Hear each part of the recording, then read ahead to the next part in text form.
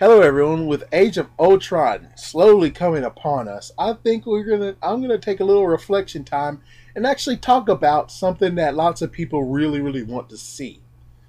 Which is basically the Mandarin slash Iron Man 4 slash basically just having a confrontation with the Mandarin in his quote unquote original slash real form.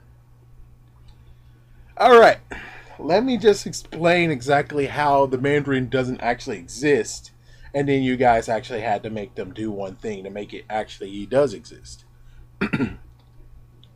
In Iron Man, we basically get notice of the fact that the Ten Rings exist, and they were the ones who kidnapped Tony Stark.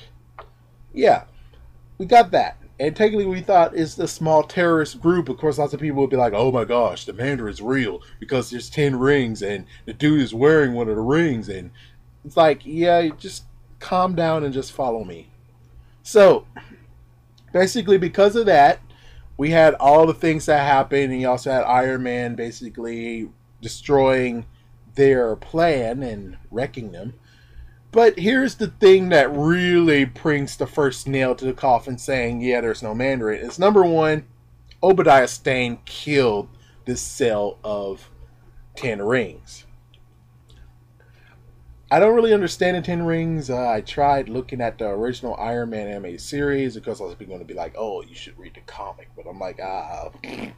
But anyways, yeah, it's kind of like I would figure there's 10 cells, and one of the cells has the Mandarin in control, and the other 9 are just nothing but cells where he actually can command and puppeteer while he's safe in one country or another. You would figure if there is a Mandarin and one of his cells got destroyed, he's going to basically ask questions saying what happened. And most likely, someone who's like, yeah, he reported and he said that he had a meeting with Obadiah Stane. And after that, this happened. So you would figure the Mandarin would retaliate and say, we're going to America. We're going to take down Obadiah Stane. And we're also going to find out and destroy Iron Man. You would figure that is what the protocol would be. If not destroy Iron Man, at least take down Obadiah Stane. So that gives more reason for Obadiah Stane to actually make the suit, besides he made the suit for... I don't really understand why he made the suit, sadly. I mean, tearing it apart... I love the movie. I really love Iron Man. But really tearing it apart and actually asking why didn't he make the suit, besides of the whole... Well, he wanted to make a suit of his own because he marveled at the new creation and technology that Tony Stark made. But other than that, it's like, does he really have a reason to make the suit? With this Mandarin part coming in, the fact that the Mandarin is pissed off and he's sending forces to go take down Obadiah Stane, that makes perfect sense of he needs armor for protection. And then after that, what will happen is that you have a fight, a street fight with Iron Man and Ironmonger, and you also have some 10 Rings army slash soldiers firing as well. So it's kind of like you already clouded the movie with all this action going on, which that's too much action. You see why the Mandarin couldn't actually be in Iron Man 1? Because there's too much action going on. So because of that, that's one reason why the Mandarin shouldn't actually have been in the movie. I mean, it makes sense. It makes sense, but technically, the Mandarin would have been pissed off for Obadiah Stane destroying everyone in one of his cells. That's all I'm saying. So, with that said, here's what I want to say. Is that, of course, let me just do a side note. Iron Man 2, apparently there's some guy who gives... I forgot his name. I'll just say Whiplash. They gave Whiplash a ticket, and they said that guy actually is part of the 10 Rings as well. Which, shoot, I don't really know. I watched it over and over again trying to make sense of it, and I don't see why exactly they said that. I don't see any tattoo of the 10 Rings. He might have a ring, but it's like it's coincidental. Alright, so in Iron Man 3, we get the idea that a Mandarin does exist, but it turns out it was Killiam. And Trevor was posing as him. I don't get why you guys raved and said, oh, hell no, we want the real Mandarin, the original Mandarin. We want a Chinese Mandarin, the stereotypical person. It's like, yeah, there's the point why they can't do it. But anyways, I don't get why you guys can't accept Killiam as the Mandarin. He is technically the new age slash the modern day what a Mandarin actually would be. The fact that he'll be a cyber terrorist, scaring people. And also along with that, he does cover-ups as well. And he actually was going down and dirty, which I think technically he might have been linked with Tony Stark being captured. And I don't really know for sure. I would figure that if it was interlocked from Iron Man 1 and Iron Man 3, even though I think chances are there was no mentioning of the 10 rings whatsoever in Iron Man 3. So yeah, let's get that straight. You would figure that chances are if Mandarin was like really deep in there, I mean Killian was really, really deep, you would figure that he actually would first have Iron Man / Tony Stark work on Jericho, and then after that, he would maybe try to persuade Iron Man / Tony Stark to actually work on an extremist project, or a project he would get up to speed on and not say anything because, well, if they did, then it would say extremists, and then they're like, oh, frick. And he's like, oh, no, I'm not into this. But seriously, yeah, that would be if the 10 Rings and Killian was actually together on this.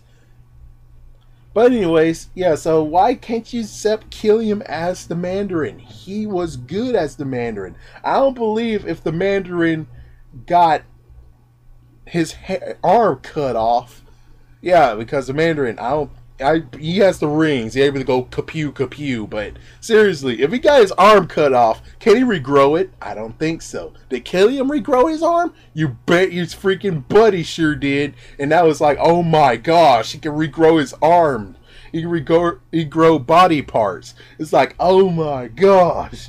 Yeah, he was a sick nut job, he really is. Oh my gosh. I mean, did the Mandarin ever actually took Pepper Potts or what Tony loves and have her hostage?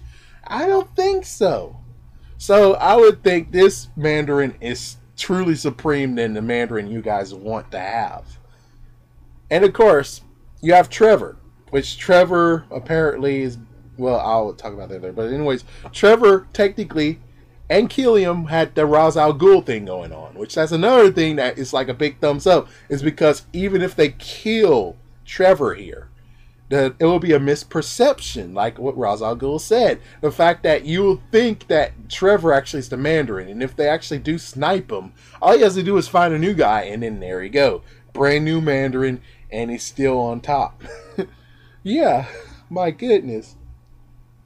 So, I don't get why you guys are dissing Killian and saying, oh, he's no Mandarin. He's not the Mandarin. Oh, we want the real Mandarin. We want the Mandarin that's Chinese. And here is another thing. Here's the thing that's really going down.